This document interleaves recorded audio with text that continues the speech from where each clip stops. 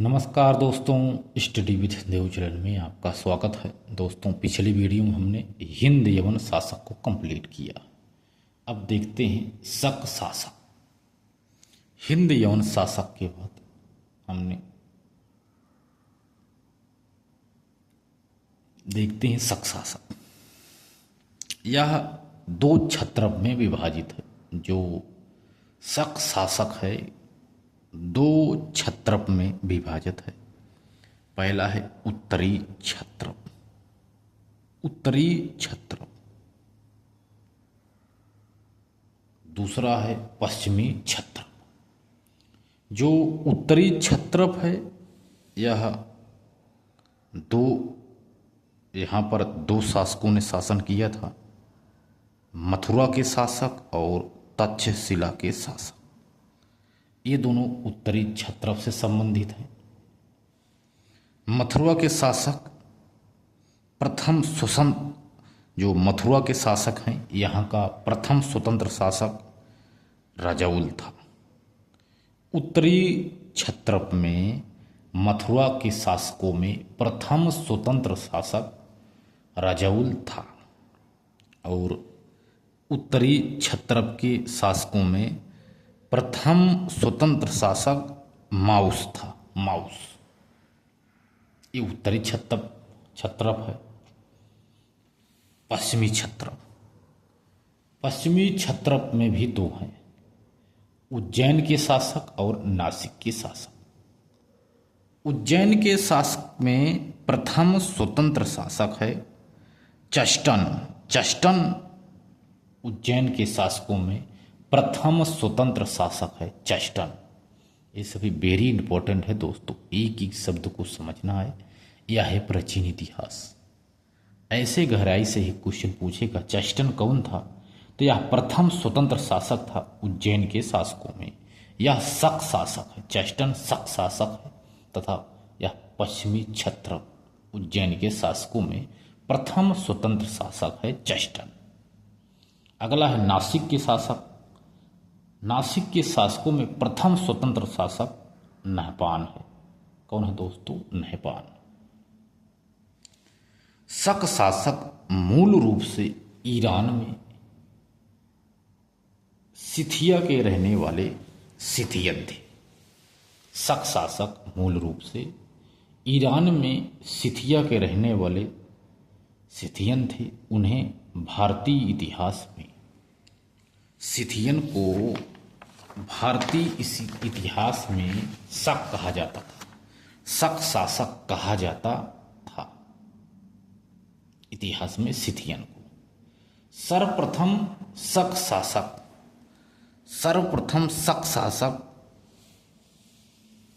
मालवा में आए, किंतु मालवा का शासक विक्रमादित्य ने 57 ईसा पूर्व में शकों को पराजित कर मथुरा भगा दिया। वहां से पराजित कर दिया मालवा और पराजित करके भगा दिया मथुरा। शकों को पराजित करने के उपलक्ष्य में विक्रमादित्य ने 57 बीसी में यानी ईसा पूर्व में विक्रम संवत अथवा मालव संवत का प्रचलन किया। किसने? विक्रमादित्य ने। शक शासकों की शाखाओं में सबसे महत्वपूर्ण उज्जैन के शासकों में रुद्रदामन था।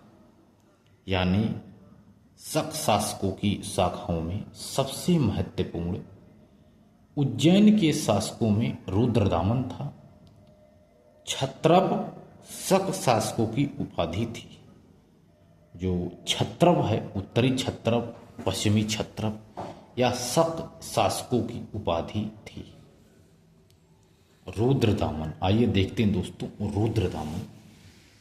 रुद्रदामन 130 ईस्वी से 150 ईस्वी तक इन्होंने इसी के बीच में इन्होंने शासन किया था। किसने?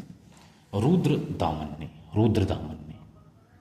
रुद्रदामन ने विभिन्न प्रकार के स्रोत से इनकी जानकारी मिलती है तथा यदि भाषा की बात की जाए तो रुद्रदामन इसके समय भाषा थी संस्कृति और लिपि थी ब्राह्मी तथा स्रोत की बात की जाए तो इनका एक लेख है, जूनागढ़ का लेख या गिरनार का लेख, रुद्रदामन के द्वारा ही संकलित किया गया, यानी इन्हीं से ही संबंधित है। यदि जूनागढ़ लेख है जो इनकी स्थापना की बात की जाए तो 150 ईस्वी में रुद्रदामन ने जूनागढ़ लेख यानी गिरनार के लेख को स्थापित करवाया था। स्थान की बात की जाए तो यह जूनागढ़ लेक गुजरात राज्य के काठियावाड़ जनपद में स्थित है। भारत में संस्कृत भाषा में लिखा गया यह पहला लेख है। जूनागढ़ का लेख यानी गिरनार का लेख संस्कृत भाषा में भारत में लिखा गया यह पहला लेख है। इस लेख के अनुसार रुद्रदामन ने अपनी प्रजा से बिना कर लिए ही, किसने? रुद्रदामन ने अपनी प्रजा से बिना कर लिए सुदर्शन झील के बांध का पुनर्निर्माण करवाया। किसने? रुद्रदामन ने। रुद्रदामन के जूनागढ़ अभिलेख से ज्ञात होता है कि 4 शासकों और सौराष्ट्र प्रांत के 4 प्रांतपतियों के कार्यकाल में निम्न कार्य कराए गए। रुद्रदामन के जूनागढ़ अभिलेख से यह ज्ञात होता है कि 4 शासकों और सौराष्ट्र प्रांत में 4 प्रांतपतियों के कार्यकाल में निम्न कार्य कराए गए। तो कार्य कौन कौन से हैं देखते हैं दोस्तों।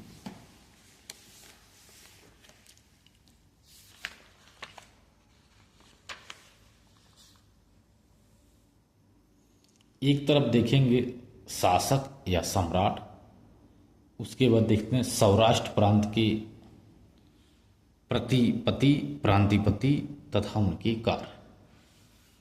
तो कौन कौन से हैं कार्य? 4 हैं। पहले हैं चंद्रगुप्त मौर्य। चंद्रगुप्त मौर्य ने पुष्यगुप्त या वैश्य थे, इस प्रांत के थे, सौराष्ट्र प्रांत के प्रांतपति थे पुष्यगुप्त या वैश्य। इन्होंने सुदर्शन झील का निर्माण करवाया था। किसने? चंद्रगुप्त मौर्य ने सुदर्शन झील का निर्माण करवाया था। सम्राट अशोक तुषास्प यवन था। तुषास्प यवन सौराष्ट्र प्रांत का प्रांतपति था अशोक तुषास्प यवन का। इन्होंने सुदर्शन झील से नहरों का निर्माण करवाया था। किसने? अशोक महान ने, प्रियदर्शी अशोक ने। इसके बाद रुद्रदामन आता है। रुद्रदामन सुविशाख प्रांत के प्रांतपति थे। इन्होंने सुदर्शन झील के बांध का पुनर्निर्माण करवाया था। स्कंदगुप्त पर्णदत्त का प्रांतपति था स्कंदगुप्त। इन्होंने बांध का पुनर्निर्माण कराया था, सुदर्शन झील की बांध का। तो यही 4 शासक हैं। एक नोट है दोस्तों, नोट देख लीजिए। स्कंदगुप्त के शासनकाल में, यह गुप्त शासक था दोस्तों, स्कंदगुप्त गुप्त शासक था। तो स्कंदगुप्त के शासनकाल में सौराष्ट्र प्रांत का प्रांतपति पर्णदत्त था, लेकिन सुदर्शन झील का पुनः निर्माण पर्णदत्त का पुत्र चक्रपालित ने करवाया था, क्योंकि उस समय चक्रपालित गिरनार का प्रशासक था। स्कंदगुप्त के शासनकाल में सौराष्ट्र प्रांत का प्रांतपति पर्णदत्त था, लेकिन सुदर्शन झील का पुनः निर्माण पर्णदत्त का पुत्र चक्रपालित ने करवाया था, क्योंकि उस समय चक्रपालित गिरनार का शासक था। रुद्र सिंह तृतीय, आइए देखते हैं रुद्र सिंह तृतीय के बारे में थोड़ी जानकारी कर लेते हैं। उज्जैन के शक शासकों में, उज्जैन के शक शासकों में रुद्र सिंह तृतीय अंतिम शासक था। उज्जैन के शक शासकों में रुद्र सिंह तृतीय अंतिम शासक था। चंद्रगुप्त द्वितीय विक्रमादित्य ने लगभग 410 ईस्वी में रुद्र सिंह तृतीय को पराजित कर मार डाला और उज्जैन पर अधिकार कर लिया। उज्जैन के शक शासकों में रुद्र सिंह तृतीय अंतिम शासक था। शक शासकों में जो चंद्रगुप्त द्वितीय विक्रमादित्य ने लगभग 410 ईस्वी में रुद्र सिंह तृतीय को पराजित कर मार डाला और उज्जैन पर अधिकार कर लिया। आंध्र सातवाहन वंश का शासक गौतमीपुत्र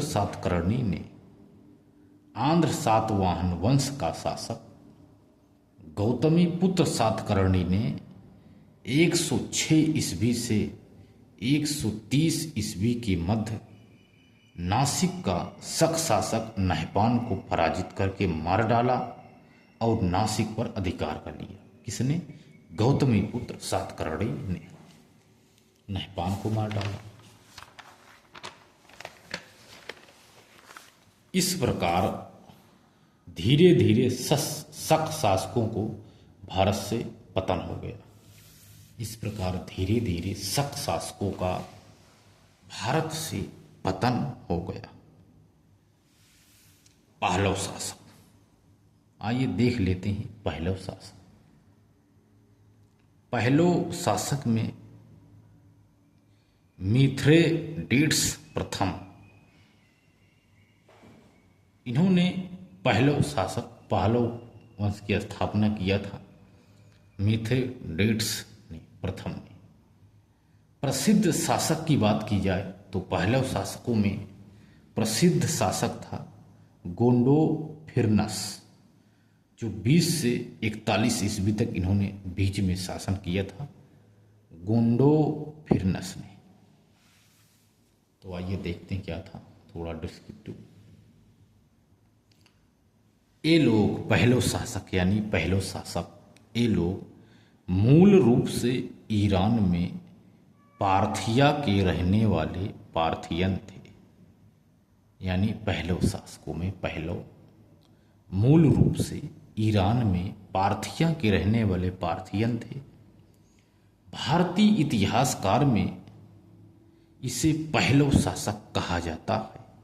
किसको? पार्थियन को पहलव शासक कहा जाता है। ये लोग तक्षशिला में आकर पहली सदी ईसा पूर्व में शासन करने लगे।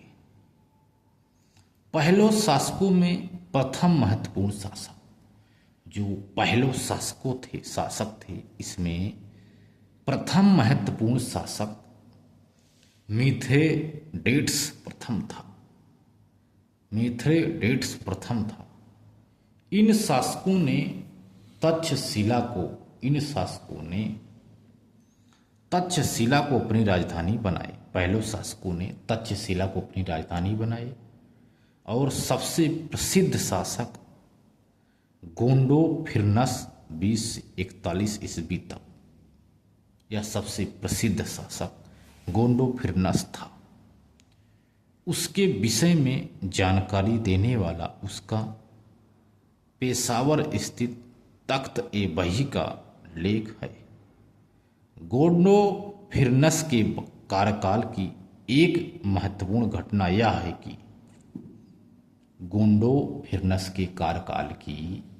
एक महत्वपूर्ण घटना यह है कि सेंट थॉमस नामक ईसाई भारत आया था। वह भारत आने वाला प्रथम ईसाई था। सेंट थॉमस, वह ईसाई धर्म का प्रचार प्रसार करते हुए दक्षिण भारत में तमिलनाडु गया, वहीं पर उसकी मृत्यु हो गई। तो दोस्तों पहलव शासक हो गए। तो दोस्तों मिलते हैं और एक बेहतरीन क्लास में, तब तक के लिए धन्यवाद।